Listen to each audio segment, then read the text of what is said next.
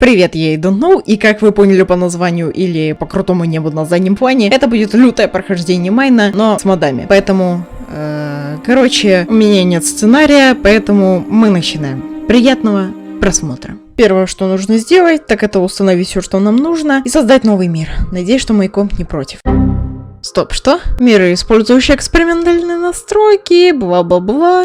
Кто это вообще читает? К удивлению, сразу возле спавна сгенерировалась какая-то руина. Ее площадь составляет примерно 23 на 24 блока. В центре располагается портал, 2 хоглина и бочка с довольно неплохим лутом. Но я не я, если не упущу возможность ее облутать. Но обещал, что найду такой же данж, но еще круче. Спойлер, этого не произошло. Лоу. Больше ничего необычного не происходило. Я скрафтил верстак, добыл камня, нашел деревню, убил голема, встретил первую ночь и нашел лаки-блок. Снова немного инфы и бесполезных фактов. Лаки-блок генерируется в мире абсолютно случайно во всех измерениях и в 3 формах. В структурах из кварца, адского камня и без структуры. Разница в том, что в структурах из кварца генерируются блоки с удачей от плюс 50 до плюс 100, а в структурах из адского камня от минус 50 до минус 100. А без структуры появляются обычные. И тут уж как повезет.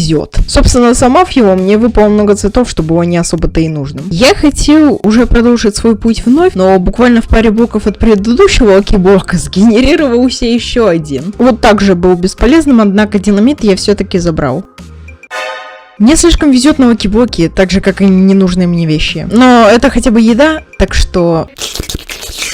Продолжив скитаться, я снова нашел структуру, в которой оказалась еда, вода и лазурит. А еще позже, пока я рассматривал очередную дичь, вдалеке промелькнула какая-то башня. Как я опять круто зачитаю с Википедии, эта башня насчитывает в себе 6 этажей, со 2 по 6 генерируются спавнера, 4 из которых можно открыть только с помощью разноцветных ключей, которые, в свою очередь, нужно добыть из мобов, спавнившихся из рассадников. Из моба, находящегося на последнем этаже, выпадает фиолетовый ключ, с помощью которого можно открыть один из ящиков. Но, как обычно, я свернул куда-то не туда и выбил себе целый колодец. Колодец желаний. Может, тебе стоит бросить монетку? Наверное, стоит.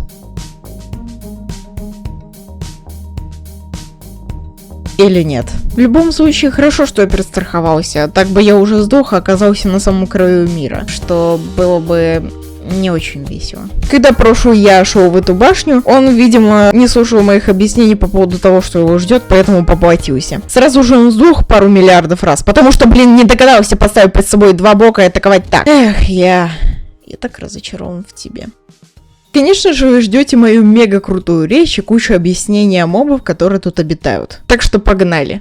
Первый моб, выпадающий из спавнера без ключа, как говорит Google переводчик, колокольный монстр. Он представляет из себя, не поверите, колокол с глазами, которые наносят 3 хп за раз, при условии, что ты выбрал хардкор и пошел с ним без всего. Второй, какой-то кошак. Ну или... хитрый кот. Тоже очень много сносит, а еще тут становится невидимым, так что его фиг убьешь. Третий моб... Может, сам будешь говорить? Я уже задолбал. Ладно. Третий моб — енот. По сути, лиса с прикрашенной текстуркой, которая сильно бьется. Предпоследний моб — крутящийся камень.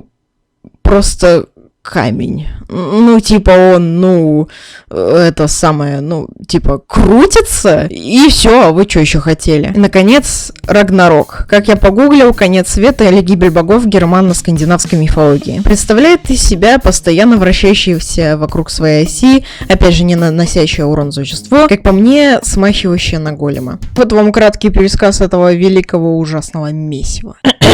Хдыщ, фигак, фигак, хдыщ, тыщ, фигак, фигак, фигак, что-то там, да. Как-то так. Все бы ничего, если бы вот это вот существо продолжило убивать бедных животных и не очень животных тут, но оно свалило отсюда, чтобы через 100-500 тысяч лет снова прийти сюда и отомстить. К слову, давайте я вновь буду озвучивать действия от первого лица, окей? Думаю, так будет проще. Я почти не отошел от башни, так как все время застремал на новых структурах, чтобы спереть с них как можно больше интересных, полезных, бесполезных, полезных, но бесполезных вещей и чего-то там еще. К последней группе лута относилась какая-то белая палатка с книгами. С одной стороны, книги можно зачаровать и наложить на броню инструмента. С другой, ни стола зачарования, ни наковальни у меня нет. Но я надеюсь, что скоро будет, поэтому почему бы не скоммуниздить парочку? Зачем мне, правда, книги и перо? Да хз. Описывает свое прохождение там чтобы потом оно даже вот такой монтаж не вошел, как в прошлый раз.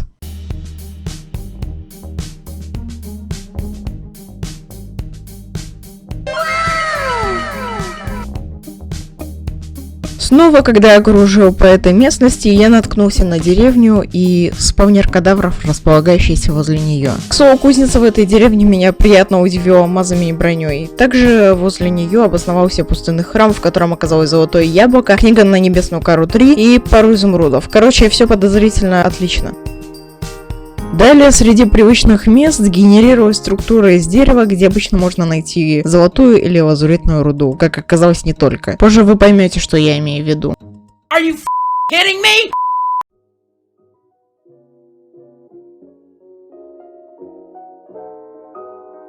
Один, пожалуй, единственный вопрос. Что я хотел тут найти? Боюсь, никто этого никогда не узнает. Помните, что я говорил, что вернусь в эту башню? Так вот, уже окончательно ожелезившись, я начал наводить суету. Земля содрогалась. Все вокруг фигело от жизни, а война продолжалась. Война человека и искусственного интеллекта.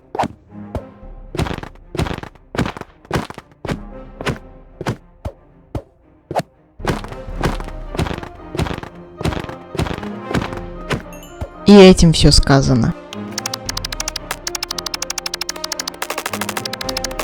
Ну и наконец можно со спокойной совестью воспользоваться ключом и получить кучу чешуйного лута. В том числе курицу, алмазную кирку на эффективность 2 и золото. Ах, да, еще... Позже, как обычно полагается, я свалил из этого места, так как тут было больше нечего делать, и продолжил путешествовать в поисках... Я сам не знаю чего. Мотивация для слабаков.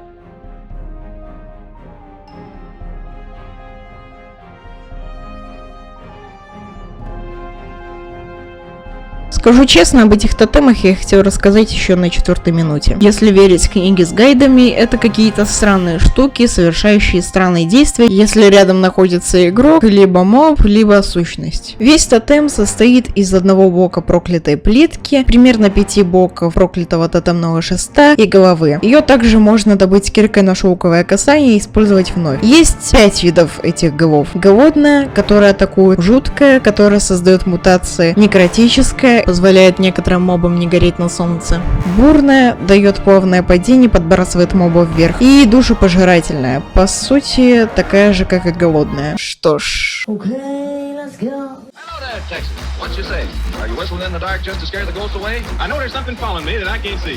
Someone sure laid an awful hex on me. A hex? Oh, Tex, that's pretty far-fetched. Man, I think you're just a little bit tense.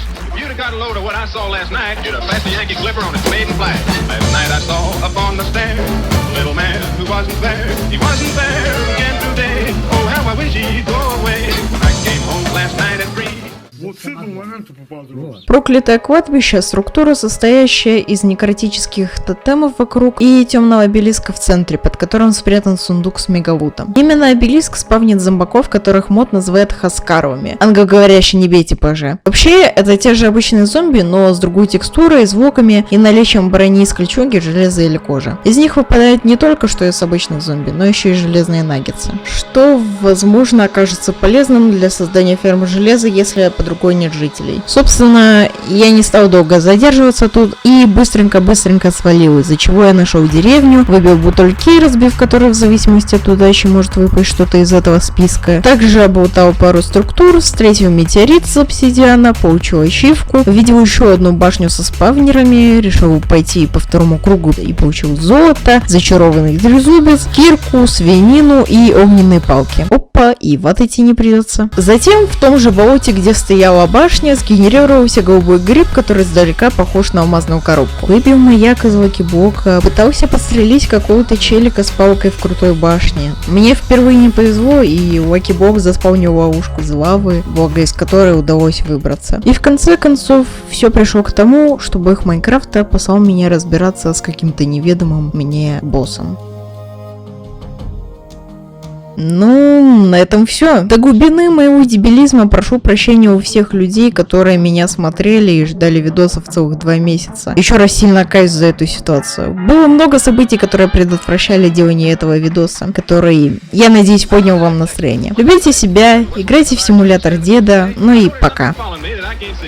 Someone sure laid an awful hex on me. A hex? Aw, Tex, that's pretty far-fetched. Man, I think you're just a little bit tense. If you'd have got a load of what I saw last night, you'd have passed the Yankee Clipper on its maiden flight.